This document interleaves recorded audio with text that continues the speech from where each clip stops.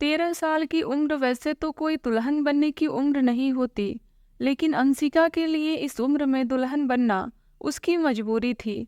कुछ माँ की गरीबी का मजबूरी, और फिर बचपन में ही पिता के साया सिर से उठ जाने की मजबूरी। जब वो 8वीं क्लास में थी, तब एक दिन स्कूल से घर आने पर उसे पता चला कि उसकी शादी होने वाली है।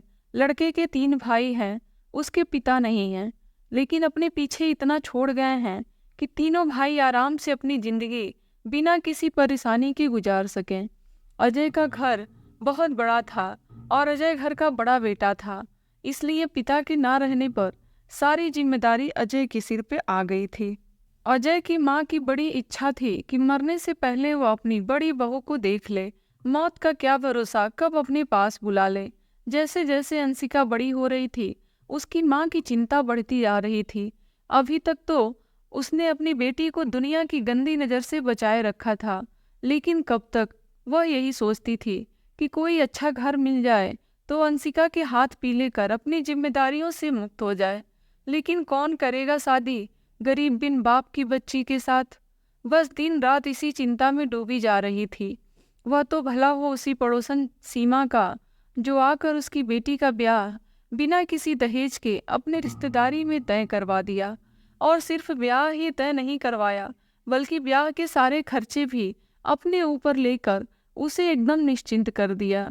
अब तो बस वह जल्दी से जल्दी उसके हाथ पीले कर उसके जीवन को खुशियों से भर देना चाहती थी। लड़का अंशिका से 9 साल बड़ा था, लेकिन अंशिका की माँ को इससे कोई परहेज नहीं था।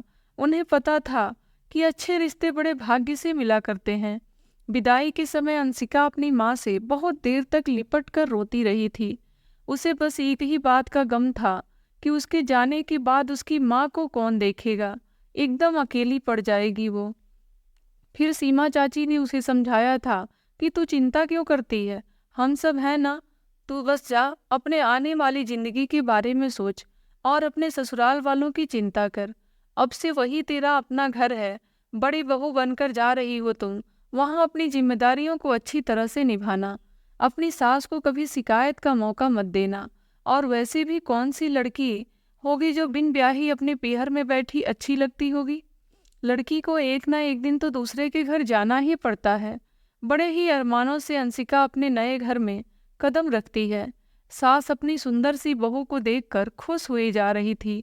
मुंह दिखाई की रस्म के बाद उन्होंने ना जाने कितनी बार अंशिका की नज़र उतारी होगी। अंशिका को आए हुए 1 हफ्ता बीत चुका था, लेकिन अभी तक अजय ने अंशिका की सूरत नहीं देखी थी।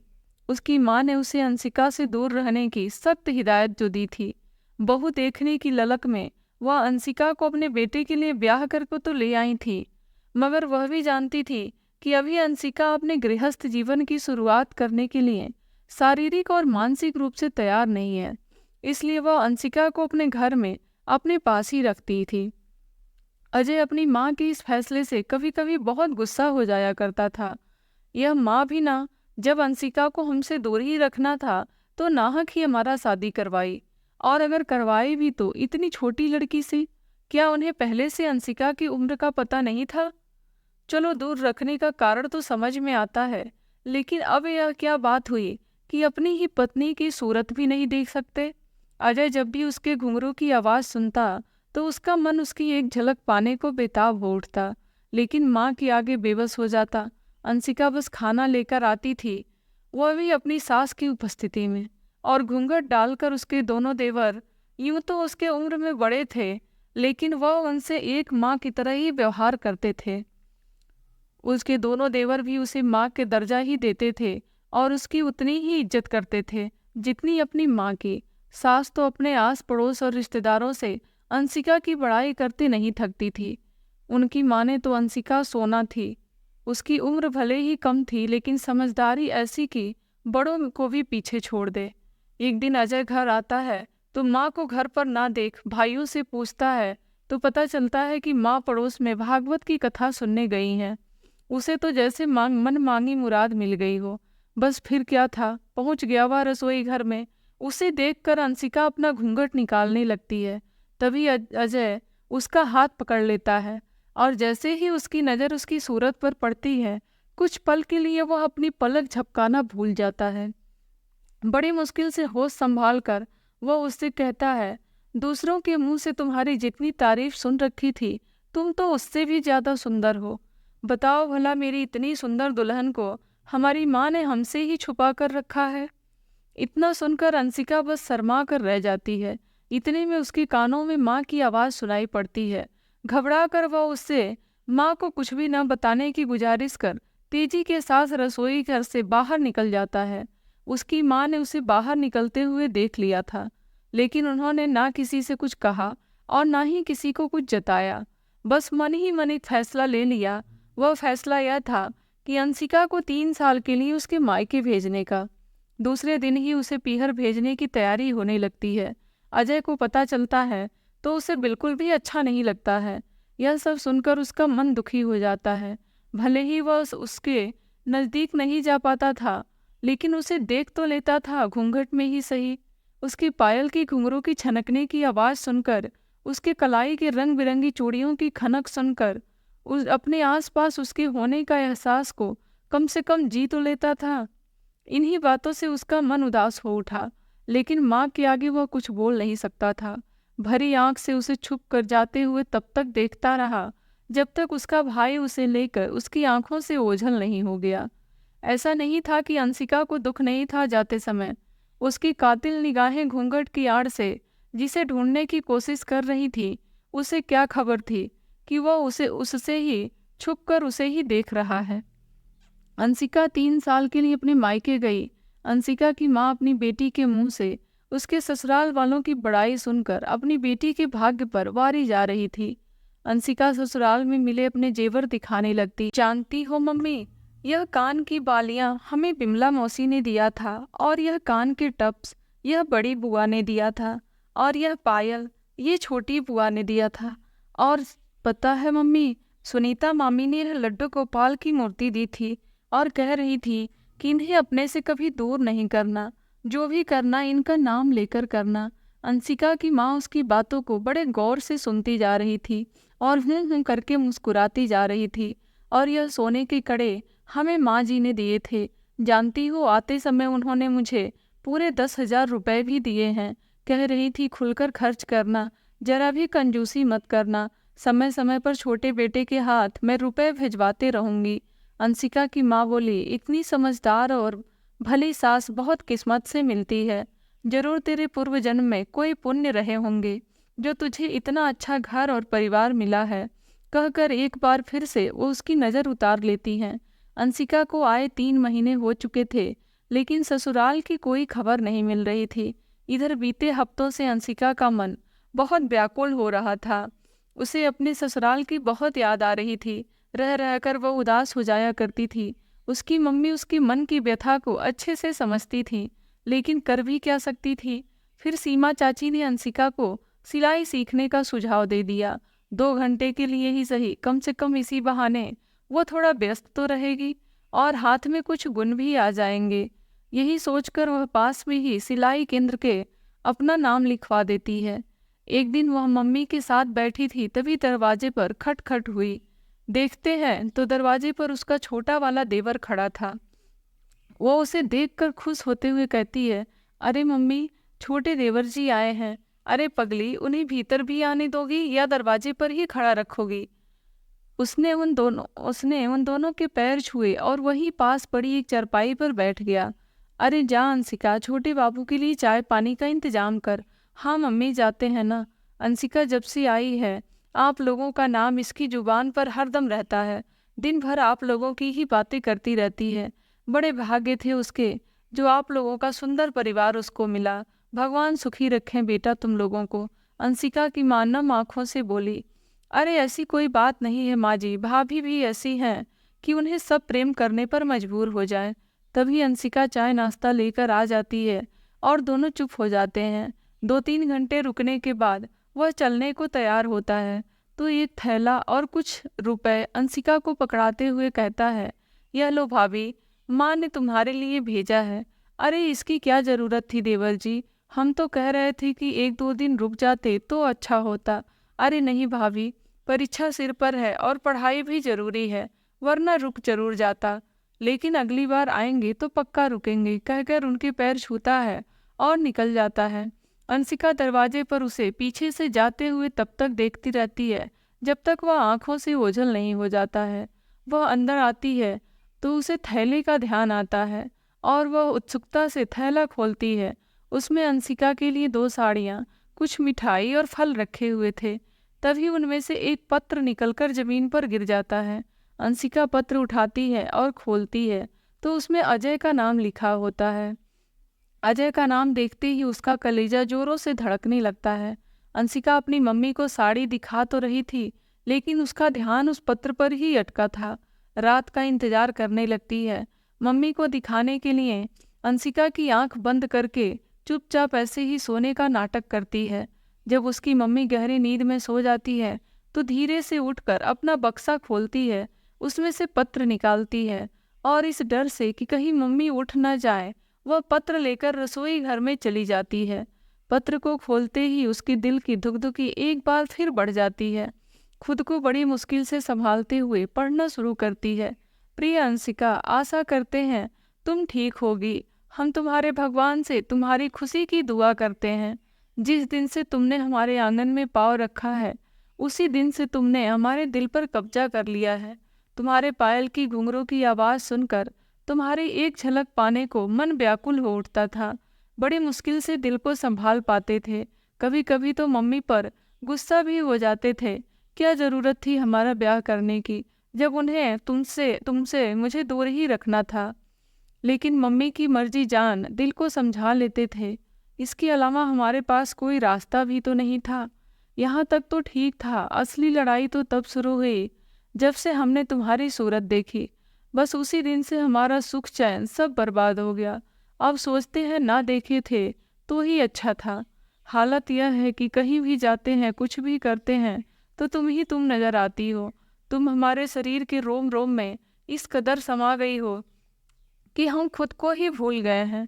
बड़ी मुश्किल से सबसे छुपाकर यह पत्र तुम तक भेज रहे हैं। बस एक ही गुजारिश है, इस पत्र को अपने दिल से लगाकर रखना।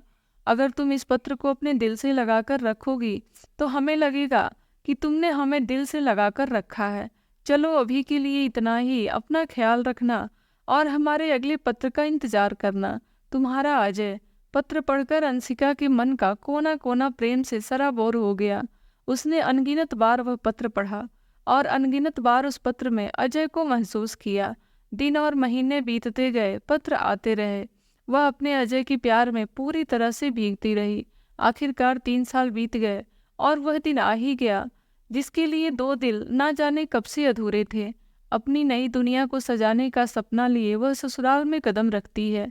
इन 3 सालों में अंशिका का रंग रूप और ज्यादा निखर गया था। अजय अंशिका का साथ पाकर एक दूसरी ही दुनिया में पहुंच चुका था। चारों तरफ केवल प्रेम ही प्रेम था और उस प्रेम की एकमात्र साक्षी अंशिका, जिसका आलिंगन पाने से उसका जीवन मानो धन्य सा हो गया था। उन दोनों का प्यार देख अजय की माँ खुशी से फूली नहीं समाती थी। देखते ही देखते 6 महीने कब बीत जाते हैं पता ही नहीं चलता है। सास का दुलार, देवर का सम्मान और पति के प्यार ने अंशिका को उड़ने के लिए जैसे एक नया पंख दे दिया था। उसे लगता कि वह वक्त यहीं ठहर जाए और वह उस वक्त को जीती चली जाए। अजय का इतना प्यार देखकर कभी कभी तो अंशिका डर जाया करती थी। उसने कितनों को ही शादी के कुछ साल बादों ही बदलते हुए देखा था और सुना था। वह बस यही प्रार्थना करती थी कि हे प्रभु, इनके दिल में हमारे लिए प्यार हमेशा ऐसे ही बनाए रखना। समय धीरे धीरे बीत रहा था। सब कुछ ठीक ठाक चल रहा था। अजय की माँ को लगता था कि अब अंशिका की माँ बनने की कोई हर्ज नहीं है। उन्होंने इस दौरान कई बार अंशिका से इस बारे में खुलकर भी बात की। क्यों बहू, अब हमें दादी बनने का सुख कब दे रही हो? उनकी बातों को सुन अंशिका बस शर्मा कर रह जाती थी। समय पंख लगाकर अपनी गति से उड़ता जा रहा था। कहा जाता है बुरा वक्त जल्दी नहीं कटता और अच्छा वक्त कब बीत जाता है पता ही नहीं चलता। बस यही अंशिका के साथ भी था। देखते ही देखते 6 साल बीत गए शादी को। उसे पता ही नहीं चला। लेकिन उसे क्या खबर थी कि आने वाला वक्त उसकी किस्मत में कुछ और ही लिखकर बैठा है। इन सालों में ना अजय बदला था और ना ही वह बदली थी और ना ही उसका प्रेम। अगर कुछ बदला था तो बस लोगों के देखने का और समझने का नजरिया। जितनी मुंह उतनी बातें, और इन सब से अंशिका की सास भी अछूती ना रह सकी। कल तक जो सास उसके गुणों का बखान करते नहीं थकती थी, आज उसी सास की आंखों में वह खटकने लगी थी। और वजह थी उसका अभी तक माँ न बन पाना।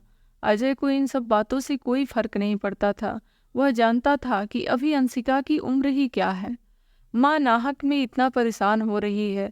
माँ के बहुत जोर डालने पर वह उसे डॉक्टर के पास ले गया। डॉक्टर ने सारा चेकअप करने के बाद कहा था कि देखिए, घबराने की कोई बात नहीं है, सब कुछ नॉर्मल है। कभी कभी ऐसा होता है कि लड़कियां माँ बनने में थोड़ा समय लेती हैं।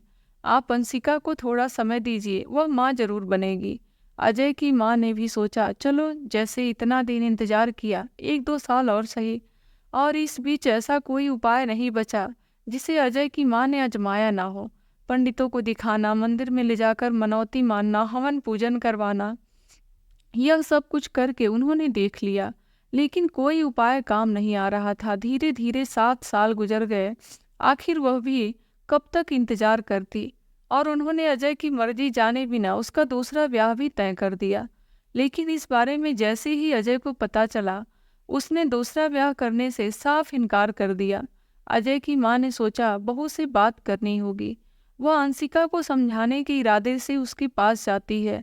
देखो बहू, तुम्हारे अंदर कोई कमी नहीं है। हम जानते हैं कि तुम एक अच्छी बहू होने के साथ साथ एक अच्छी जीवन संगिनी भी हो। यह तो हमारा ही कोई पुण्य प्रताप होगा जो तुम हमारे घर की बहू बनकर आई हो। लेकिन शादी ब्याह केवल पति पत्नी या सास बहू के रिश्ते तक सीमित नहीं होता। एक गृहस्थ जीवन तभी सार्थक माना जाता है जब एक औरत अपने पति को बाप बनने और अपने ससुराल को उसका वंश आगे बढ़ाने का सुख दे सके। अभी तक तो हम सोच रहे थे कि देर सवेर हो सकता है तुम हमारी इच्छा पूरी कर दो, लेकिन 9 साल बीतने को है, अभी तक ना जाने भगवान कहाँ रूठे बैठे हैं। देखो, हम तुम्हारा दुख समझते हैं, लेकिन क्या करें, हमारी भी मजबूरी है। हम नहीं चाहते कि हमारे अजय को कोई बिन औलाद का कहे, और हमें पता है कि तुम भी यह नहीं चाहोगी। अब हमारी बात तो अजय सुन ही नहीं रहा है, लेकिन हमें विश्वास है कि तुम उसे जरूर मना लोगी। वह तुमसे इतना प्रेम करता है कि तुम्हारी बात कभी टाल ही नहीं सकता। उसे उसके दूसरे ब्याह के लिए राजी कर लो, बड़ा उपकार होगा तुम्हारा हम पर। देखो, हम तुम्हारे आगे हाथ जोड़ते हैं। यह आप क्या कर रही हैं माँ जी? आपको हमारे आगे हाथ जोड़ने की कोई जरूरत नहीं है। हम बात करेंगे इनसे। जुग जुग जियो बहू, अंशिका ने अपनी सास से तो कह दिया, लेकिन वह वही जानती थी कि जिसे उसकी सास ने इतनी आसानी से कह दिया, वह उसके लिए मौत को गले लगाने से कम नहीं था। उसकी आंखों से आंसुओं की धारा फूट निकली। उसे कुछ समझ नहीं आ रहा था कि वह कैसे करे और क्या करे। और तभी उसने अपनी बुआ सास की वह बात याद आती है जो उन्होंने उसे गोपाल जी की मूर्ति देते हुए उससे कही थी कि जब कोई रास्ता ना नजर आए तो इनको पुकारना, वह जरूर कोई ना कोई मार्ग दिखाएंगे। वह गोपाल जी की मूर्ति हाथ में लेती है और उनसे शिकायत भरे लहजे में कहती है, यह हमें किन 2 राहों पर लाकर खड़ा कर दिया है प्रभु। अब आप ही बताओ हम क्या करें। कौन पत्नी अपने मुंह से अपने ही पति के उसके दूसरे ब्याह की बात करेगी, और वह भी ऐसा पति जो उसे इतना चाहता हो। आपने हमें औरत तो बनाया, लेकिन पूरी औरत बनाना भूल गए। माँ बनने के बाद ही एक स्त्री संपूर्ण होती है। प्रभु, हमने आज तक आपसे कुछ नहीं मांगा, जैसे इतना दिया है वैसे ही कृपा और कर दो प्रभु। या तो हमारी झोली ममता से भर दो, या तो हमें मौत दे दो। इतना कहकर अंशिका फूट फूट कर रोने लगती है। ठीक उसी समय अजय के आने की आहट सुनकर वह रोना बंद कर अपने आंसुओं को जल्दी जल्दी पोंछने लगती है। अजय कहता है, तुम रो रही हो अंशिका? क्या हम जान सकते हैं तुम्हारी इन खूबसूरत आंखों में यह आंसुओं का सैलाब क्यों है? अंशिका बोली, आपको क्या लगता है हमें पता नहीं है कि अंदर ही अंदर आपको पिता ना बनने का दुख कितना सताता होगा। कितनी अभागन हूं मैं जो आपको एक पिता बनने का सुख भी ना दे पाई। किसने कहा तुम अभागन हो? तुम तो वह दिया हो जिसके प्रकाश से हमारा जीवन प्रकाशित है। जी कहने और कहने में बहुत फर्क होता है। अच्छा, एक बात पूछें हम आपसे? पूछो। आप हमसे प्यार तो करते हैं ना? क्या इस बात के लिए भी तुम्हें हम पर शंका है? जी शंका नहीं है, डर है। कैसा डर? अगर हम आपसे कुछ मांगें तो आप इनकार ना कर दें। यह भी कोई कहने वाली बात है अंशिका? हमारा सब कुछ तुम्हारा ही तो है। नहीं, पहले आप वादा करिए कि हम जो मांगेंगे आप जरूर देंगे। अगर हमारे बस में रहा तो जरूर देंगे। हम चाहते हैं कि आप दूसरा ब्याह कर लो। यह तुम क्या कह रही हो अंशिका? हम ऐसा हरगिज नहीं कर सकते। क्यों नहीं कर सकते? आखिर हमने आपको आज तक दुख के सिवाय दिया ही क्या है? तुम्हें बाप बनने का गौरव नहीं दे पाई। अजय ने अंशिका की बात को बीच में काटते हुए ही कहा, हमें इससे कोई फर्क नहीं पड़ता। आपको नहीं पड़ता होगा लेकिन हमें पड़ता है। इसलिए हम चाहते हैं कि आप दूसरा ब्याह कर लो। अपने लिए ना सही, इस परिवार के लिए, माँ जी के लिए, हमारे लिए। तुम ऐसा सोच भी कैसे सकती हो कि हम तुम्हारे अलावा किसी और को अपनी जिंदगी में लाने के बारे में सोच भी सकते हैं? क्या इसी दिन के लिए हम तुम्हें ब्याह कर लाए थे? तुम्हारे साथ 7 फेरे लिए थे, 7 वचन भी लिए थे। हमें कोई बच्चा नहीं है तो इसमें तुम्हारा क्या दोष है? क्या एक औरत का अस्तित्व एक बच्चे तक ही सिमट कर रह जाता है? उसका खुद का कोई वजूद नहीं होता? बच्चे तो भगवान की देन होते हैं। उसके लिए कोई स्त्री कैसे जिम्मेदार हो सकती है? बच्चे आदमी औरत दोनों के भाग्य से होते हैं। और यह भी तो हो सकता है कि हमारे ही भाग्य में संतान का सुख ना हो। अंशिका ने कहा, देखिए, अगर आप हमें प्रेम करते हैं तो इस ब्याह के लिए मान जाइए। कहते हुए अंशिका अजय के पैरों में लिपट कर रोने लगती है। ठीक है, अगर तुम्हारी यही मर्जी है तो हम करेंगे दूसरा ब्याह, लेकिन इतना तो बता दे रहे हैं कि वह हमारे दिल में तुम्हारी जगह कभी नहीं बना पाएगी। अजय के लिए दूसरे ब्याह के लिए मान जाने की खबर सुनकर उसकी माँ की खुशी का कोई ठिकाना नहीं रहा। वह पहुंच गई अंशिका के पास और बोली, हम बता नहीं सकते बहू कि हम कितने खुश हैं। तुमने जो किया है वह कोई भी औरत शायद ही करना चाहेगी। उसके लिए हम जिंदगी भर तुम्हारा एहसान मानेंगे। इतना बड़ा त्याग करने का फैसला अगर लेकर तुम्हारा कद हमारी नज़रों में और ऊंचा हो गया है। बहू अजय की दूसरी लुगाई भले ही आ रही हो, लेकिन इस घर की बड़ी बहू तो हमेशा तुम ही रहोगी। तुम्हें मान सम्मान, अधिकार और प्रेम देने में हम जरा भी फर्क नहीं आने देंगे। तुम्हारे साथ यह अन्याय हम करना तो नहीं चाहते थे, लेकिन क्या करें, घर में ब्याह की तैयारियां शुरू हो चुकी थी। लेकिन उदास मन के साथ जब से अजय ने ब्याह की स्वीकृति दे दी थी, तभी से अंशिका उससे कुछ दूर दूर रहने लगी थी। अजय जब भी उसके करीब जाने की कोशिश करता तो वह काम का बहाना बनाकर कमरे से चली जाती थी। अजय सब समझता था कि वह ऐसा क्यों कर रही है, लेकिन कुछ बोलता नहीं था। शायद वह जानता था कि अब हालात पहले से बहुत अलग हो चुके हैं। अंशिका दिखा तो ऐसे रही थी कि अजय के दूसरे ब्याह से उसे कोई फर्क नहीं पड़ता है, लेकिन अंदर ही अंदर टूटती जा रही थी। जैसे जैसे ब्याह के दिन नजदीक आ रहे थे, वैसे वैसे अंशिका की बेचैनी बढ़ती जा रही थी। वह दिन भी आ गया जब दूसरी बार अजय दूल्हा बनने जा रहा था। अंशिका ने अजय का यह रूप शायद देखा न जाता, इसलिए वह सुबह से ही अपने आप को कमरे में बंद कर ली थी। बहू बहू सास की आवाज़ सुनकर उसने किवाड़ खोला। अरे बहू, तुम यहाँ बैठी हो और हम तुम्हें कहाँ कहाँ नहीं ढूंढे। चलो बाहर, औरतें तुम्हें पूछ रही हैं। माँ जी, तबीयत थोड़ा ठीक नहीं लग रही है, इसलिए हम थोड़ा आराम करना चाहते हैं। कहते कहते अंशिका को चक्कर आ जाता है। अरे अरे बहू, तुम्हारी तबीयत तो सच में ठीक नहीं है। तुम आराम करो, हम अभी डॉक्टर को बुलवाते हैं। कहते हुए उसे पकड़कर बिस्तर पर ले जाती है और बाहर जाती है और अपने छोटे बेटे को डॉक्टर बुलाने के लिए भेजती है। उसकी तबीयत का सुन अजय परेशान हो गया था। उनमें से किसी ने कहा, अरे कुछ नहीं, ब्याह वाला घर है, काम की अधिकता की वजह से ऐसा हुआ होगा। एक बात तो यह है कि अजय की माँ, तुम्हारी यह बहू तो सोना है। देखो दूसरी बहू कैसी आती है। इतने में डॉक्टर आ जाती हैं और चेक करके बाहर निकलती हैं तो कहती हैं, देखिए, घबराने वाली कोई बात नहीं है, यह पेट से है। इस हाल में ऐसा होना लाजमी है।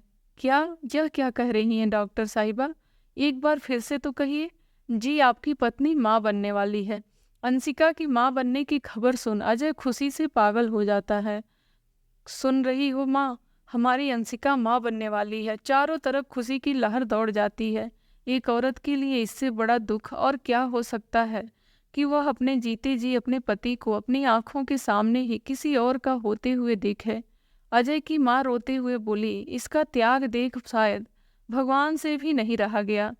अब जिस वजह से अजय का दूसरा ब्याह हो रहा था, जब वो वजह ही खत्म हो गई, तो अब हमें बारात को रोक देना चाहिए और लड़की वालों को सब सच बता देना चाहिए। एक बार फिर खुशियों ने अंशिका के जीवन को निहाल कर दिया था। जब लड़की वालों से बात की गई तो सब नाराज हो गए, क्योंकि शादी की सारी तैयारियां पूरी हो चुकी थी। अजय की माँ ने कहा, यदि आपको कोई एतराज ना हो और लड़की हाँ कर दे तो हम अपने दूसरे बेटे के साथ शादी करवाने के लिए तैयार हैं। दोनों पक्ष बैठकर बातचीत करते हैं। लड़की को भी कोई आपत्ति नहीं है। फिर सभी लोग खुशी खुशी बारात ले जाने की तैयारियों में जुट जाते हैं। अंशिका अजय के कंधे पर सिर रखकर आंखें बंद कर लेती है। क्या हुआ मुन्ने की माँ, क्या सोच रही हो? आपके मुंह से यह शब्द सुनने के लिए मेरे कान तरस गए थे। अब जाकर मेरे कानों को सुकून और दिल को आराम मिला है। अब लग रहा है कि हाँ, हम एक औरत हैं और संपूर्ण औरत हैं। अच्छा, लेकिन हम तो तुम्हें एक संपूर्ण औरत पहले ही समझते थे, अजय शरारती अंदाज में कहता है। दोनों खिलखिलाकर हंस देते हैं। दोस्तों, इस कहानी से हमें ये सीख मिलती है कि अगर सच्चा हो तो भगवान मजबूर हो जाता है उसे देने के लिए। उम्मीद है आपको हमारी कहानी पसंद आई होगी। अगर कहानी पसंद आई हो तो वीडियो को लाइक करें और हमारे चैनल स्टोरी विथ वीरू पर नए हैं तो कृपया चैनल को जरूर सब्सक्राइब करें। धन्यवाद।